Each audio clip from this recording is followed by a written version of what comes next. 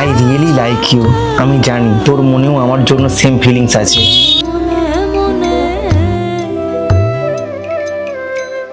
কিছুদিন মনে কিছুদিন মনে মনে ঘরের কোণে। জিৎ, কি চাই? কি চাই মানে আমার তোমার সাথে কথা আছে। কিচ্ছু শুনতে চাই না আমি। নিজের চোখে যা দেখেছি তারপরে শোনার মতো অবস্থায় আমি নেই। একটা ছেলে আমার গার্লফ্রেন্ডের হাত ধরে প্রপোজ করছে আর তুমি সেটা সহ্য করছো? আমাকে বলার সুযোগটা অন্তত দাও। তোমাকে কতবার কল করেছি, মেসেজ করেছি, না রিপ্লাই দিয়েছো না কল ব্যাক করেছো। এতে আমার দোষটা কোথায়? প্লিজ যাও এখান থেকে। সামান্য এইটুকু দেখে তুমি ডিসিশন নিতে পারো না? দেখিস যেন কেউ না বোঝে কেউ না। হাতটা এইভাবে কেটে ফেললে? একদম আসবে না আমার কাছে। পাশের রুমে তোমার বয়ফ্রেন্ড বসে আছে, ওর কাছে যাও। আমি তোমাকে সব বলছি, একটু ঠান্ডা মাথায় শোনো প্লিজ। কিছু শুনতে চাই না আমি। যা দেখার সব দেখা হয়ে গেছে। ইস, কতটা কেটে ফেললে। আমি তোমাকে তখন থেকে বলছি না কথা আছে, চুপচাপ বসো।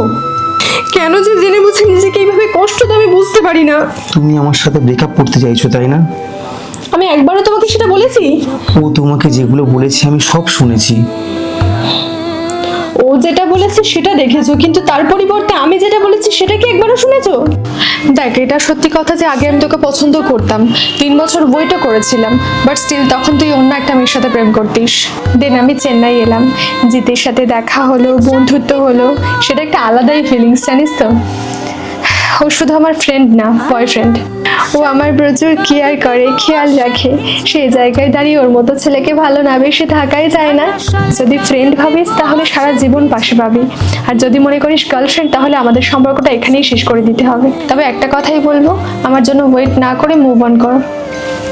কিছুদিন মনে মনে ঘরের আমাদের মধ্যে একটা ভুল বোঝাবুঝি হয়েছিল, সেটা ক্লিয়ার করার দরকার ছিল। এবার যদি তোমার মনে হয় যে তুমি ব্রেকআপ করতে চাও তাহলে আমার কোনো অসুবিধা নেই। কিছুদিন মনে মনে। দিয়া প্লিজ যেও না। জিৎ, যেও না প্লিজ। किस्मत बदल सी गई है, तू